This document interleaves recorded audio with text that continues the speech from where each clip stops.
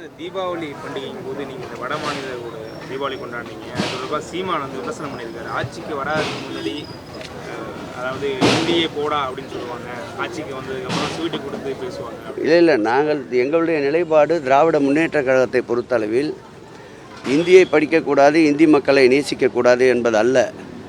தமிழகத்தின் மீது வலுக்கட்டாயமாக இந்தி திணிக்கப்படுகின்ற பொழுது அதை எதிர்க்கின்ற இயக்கம் எங்களுடைய இயக்கம். எங்களுடைய முதலமைச்சருடைய கொள்கையே எல்லோருக்கும் எல்லாம் என்பது. ஆகவே இந்தி பேசுகின்ற மக்களும் மனிதர்கள்தான். அவர்கள் இந்த நாட்டினுடைய மக்கள். மாண்புமிகு தமிழக முதல்வர் பொறுப்பேற்ற போது அவரிடம் என்ன கூறில் என்று கேட்டபோது அவர் சொன்ன வார்த்தை, எனக்கு வாக்களித்தவர்கள் இவருக்கு வாக்களித்தோமே என்று மகிழ்ச்சி அடைகின்ற வரையில் என்னுடைய சாதனைகள் தொடரும். எனக்கு வாக்களிக்காத மக்கள் இவருக்கு வாக்களிப்பதற்கு நாம் தவறிவிட்டோமே என்று வருத்தப்படுவார்கள். எல்லோருக்குமான அரசு இந்த அரசு, எல்லோருக்குமான முதல்வர் நான் எப்படின்று எங்களுடைய முதல்வர் சொன்னதை போல் எல்லோருக்குமான கட்சி திராவிட முன்னேற்ற கழக கட்சி.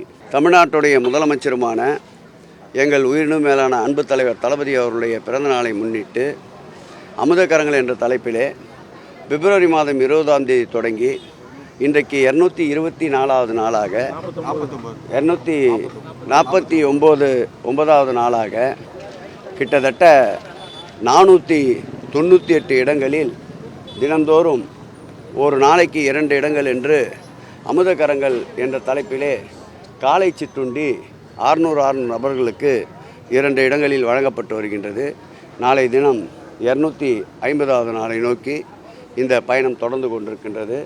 இந்த காலை சிற்றுண்டி அந்தந்த பகுதியில் அளிக்கின்ற பொழுது அந்த மக்களுக்கு பேருதவியாக இருக்கின்றது. வயிறார அவர்கள் பசியாறுவதற்கு ஒரு நல்ல சூழலை ஏற்படுத்துகின்றது. மாண்புமிகு தமிழக முதல்வர் அவர்கள் நூடீடு வாழ்க என்று வாழ்த்துகின்ற பொழுது இது போன்ற அறப்பணிகளுக்கு மேலும் எங்களுக்கு ஊக்கத்தையும் ஆக்கத்தையும் அளிக்கின்றது.